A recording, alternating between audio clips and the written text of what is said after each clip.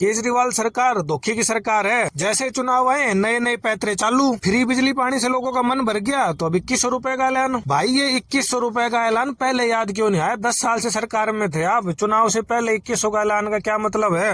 अब भाई आप लोग कहोगे कि ये तो सारी सरकारें कर रही हैं, हर स्टेट में कर रही हैं। भाई दिक्कत तो इसी चीज की है, ये जो सरकारें फ्री बिजली पानी बांट रही है ना, और जो सरकारें फ्री पैसा बांट रही हैं, ये हर उस ईमानदार मेहनत करने वाले आदमी के साथ धोखा कर रही हैं, जो दिन रात मेहनत करके पैसा कमा के अपने पैसे में से, अपने मेहनत के पैसे में से टैक्स जमा करता है ना, और उस मेहनत के पैसे को ये नेता लोग अपने राजनीतिक उल्लू सीधा करने के लिए निठल्ले लोगों के अंदर बांट दे रहे हैं अपने वोटों के चक्कर में। ये बहुत बड़ा धोखा है। लेकिन इन फ्री की चीजों में ना हर आदमी कोई ना कोई अपना छोटा मोटा स्वार्थ ढूंढ ही लेता है, इसलिए किसी को फर्क ही नहीं पड़ता कौन सा पैसा कहाँ से आ रहा है, कहाँ जा रहा है। मैं आपको केजरीवाल की दिल्ली में सरकार का उदाहरण देता हूँ। जब केजरीवाल जी राजनीति में आए तो लोगों को लगा भाई आंदोलन से निकला हुआ बंदा है, पढ़ा लिखा बंदा है, सरकारी नौकरी भी छोड़ के आया है, तो लोगों को लगा कुछ बड़ा ही बदलाव लाएगा। और शुरू में 50 दिनों की सरकार में ऐसा लगा भी। उसके बाद में क्या हुआ?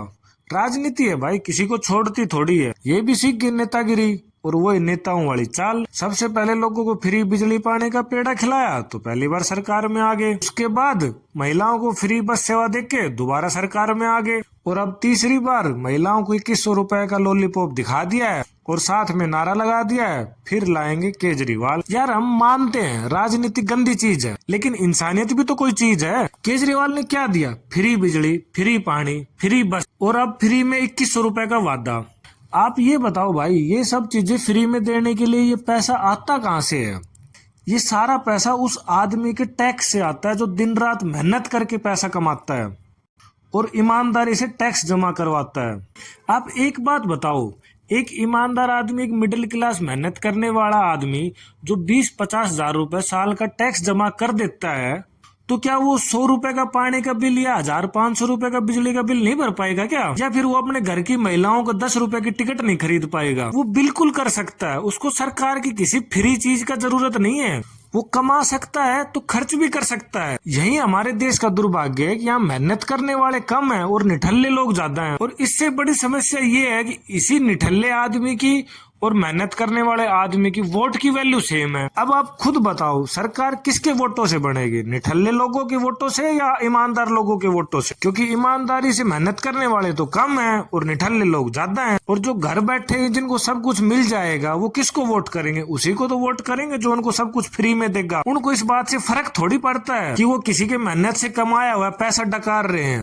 इसलिए मुझे नहीं लगता जो फ्री की सुविधाओं के लिए अपना वोट बेच देते हैं वो देश को विकसित बनाने में अपना कुछ योगदान दे पाएंगे। अब कुछ लोग होंगे जो केजरीवाल के सपोर्टर होंगे, अब उनको ये बात कैसे डाइजेस्ट होगी, तो वो सवाल करेंगे। वो क्या सवाल करेंगे वो भी मैं आपको बता देता हूँ। वो सिंपल से रटे रटाए 2 सवाल करेंगे। पहला सवाल, फ्री बिजली मिल रही है, फ्री पानी मिल रहा है, फ्री बस सेवा मिल रही है, और क्या चाहिए? दूसरा सवाल वो कहेंगे, दिल्ली में जाके देखो क्या हाई क्लास स्कूल बना दिए हैं, क्या हाई क्लास हॉस्पिटल बना दिए हैं। अब मैं आपको इन दोनों सवालों का एक एक कर जवाब देता हूँ। सबसे पहली बात, जो आदमी दिल्ली में रह के मेहनत करके कमा रहा है ना, और साथ में 8-10 हजार रुपए का किराए का मकान अफोर्ड कर पा रहा है, तो वो 100 रुपए का पानी का बिल, 500 रुपए का बिजली का बिल और 10 रुपए की बस की टिकट भी अफोर्ड कर सकता है। और रही बात आपके हाई क्लास स्कूल और अस्पताल की, तो मैं आपको एक बात बता दूं। आप स्कूलों के नाम पे एक बात बताओ ना, आपने नए स्कूल कितने बढ़ा दिए, या आपने लिटरेसी रेट कितना बढ़ा दिया, या आपने एजुकेशन का लेवल कितना बढ़ा दिया?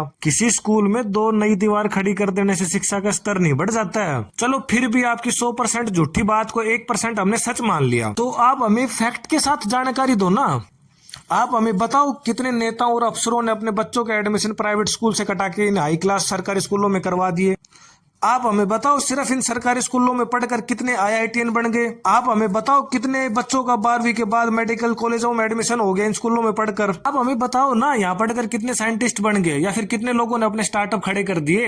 बस बेवकूफ बनाते रहते हैं दिल्ली का शिक्षा मॉडल। और रही बात अस्पतालों की, तो आप किसी भी ना ऐसे आदमी से जो दिल्ली में रहता है उससे पूछना अस्पताल के नाम पे कितने नाम याद है उसको।